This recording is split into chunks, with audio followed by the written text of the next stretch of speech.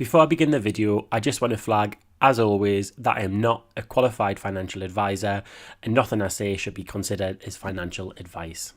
Hello, I'm the Jolly Saver, and in this video I'm going to budget £3,006 for February.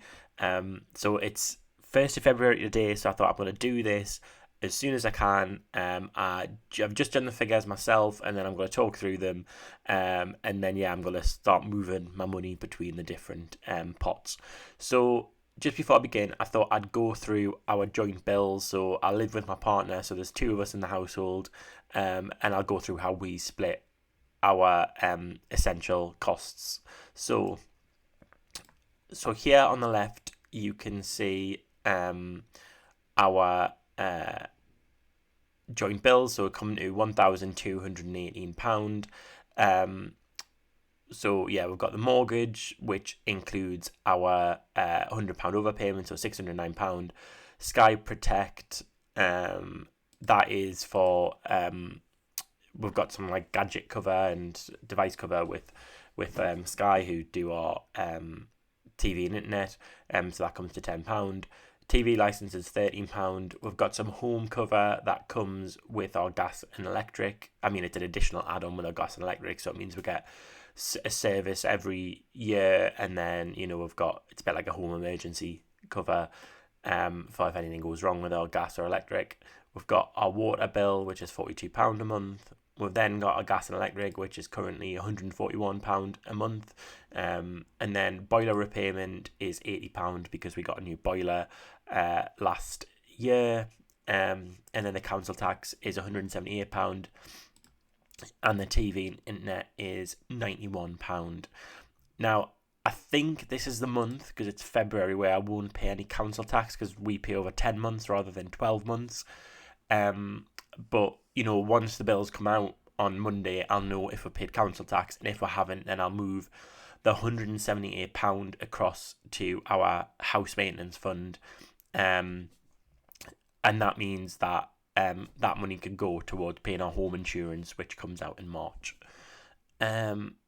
So how we split our money is that we do it proportional to our income. So this month I had a take-home pay of £2,908.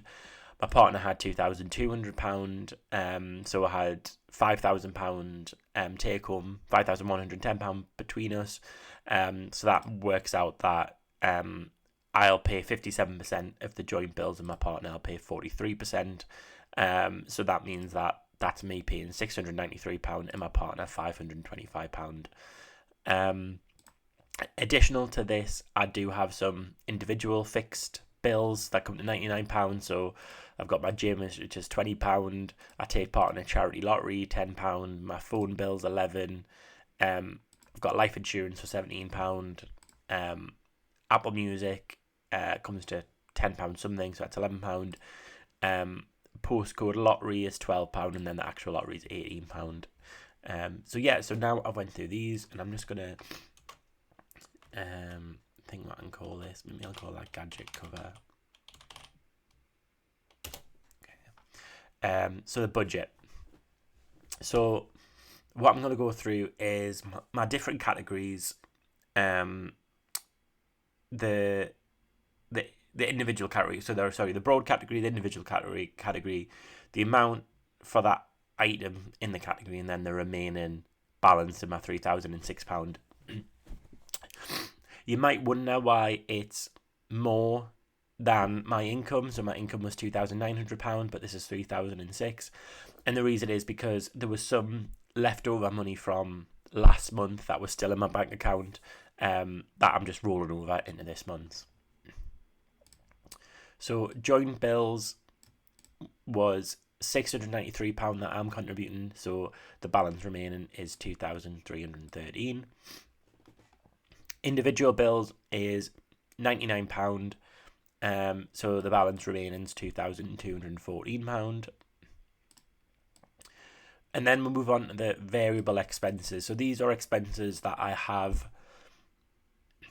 every month, but I can vary how much I spend on them. I think the travel one comes up because people say, "Oh well, is that variable?" But for me, because I use the metro in the northeast, I mean, if I wanted to, I could walk where I'm going on the metro. So it's like this is what I plan to spend in the month, and then I try and work out my metro journeys around that. So groceries, me and my partner are both contributing £250 into a joint account for that. So that gives £1,964 remaining. Eating out, we've actually got a few restaurant vouchers, so I'm hoping that if me and my partner put in £50 this month, so that'll be £100 total. We probably won't even use it because we've got restaurant vouchers from Christmas and other things. And then travel is £40, so that's what I'm planning to spend on the metro this month. So that leaves an amount remaining of £1,874. So next I'm going on to my savings, and actually I've just realised I've left out a category. So what I'm going to do is I'm going to pause the video, and hopefully when I come back I'll have added the category. So I'm just going to pause this video and then be back in a second.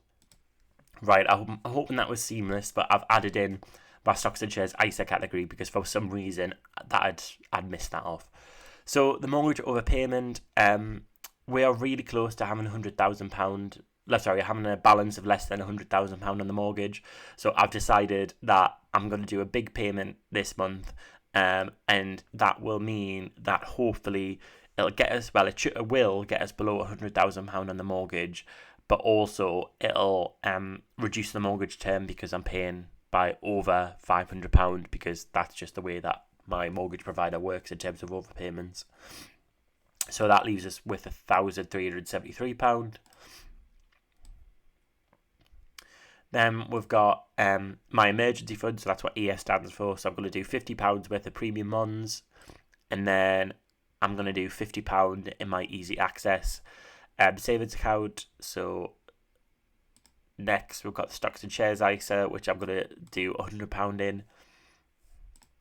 And then finally, house maintenance, I'm going to spend £100 in as well. So that leaves us with £1,073. And then we've got some fund savings. So I think it's important, and my goal for this year really is to really focus on some fun things as well, because a lot of these things above, these are all kind of long-term goals, so to speak. So, the mortgage, that's about paying off the house, and it's like a long-term benefit, I guess. My stocks and shares ISA, that's a long-term investment that I'm planning on doing. So I thought, I need things in the short term that we can look forward to and that can be exciting. So one of the things is that we are hoping to go to Japan at the end of the year. I haven't booked it yet. We've got a pot of money because we got a lot of gifts when we did our civil partnership, which was brilliant. But we're still contributing to the fund every month. So I'm contributing £100 to Japan. Orlando, I do want to go to Orlando next year, so I'm contributing £100 to that this month. My February holiday, so I've got a few days away in Spain with some friends. So we're away for 5 days. So I have contributed £300 for that. And then London trip is, we both want to go to London for a weekend with our mums, probably in March or April time. I haven't booked it yet, but I am going to put £200 towards London. And then so that leaves us with £373 left. And then the remainder, we've still got money that we'll have to pay the videographer who captured our party for our civil partnership. And I need to pay £190 left towards that. Just for information, I think it's going to cost us £600 in total, but the £410 is in a separate pot, so I just need to contribute the £190 for that. And then lastly, I've just got a float category with all the remainder. Just because I think there's things that crop up in February that I didn't want. At the moment, that's the thing. Well, to be honest, I've captured everything that's going to come up in February, but there's just odd things that might come up that I just want a bit of float money for. So if it's anything unexpected, I can use that float money for it.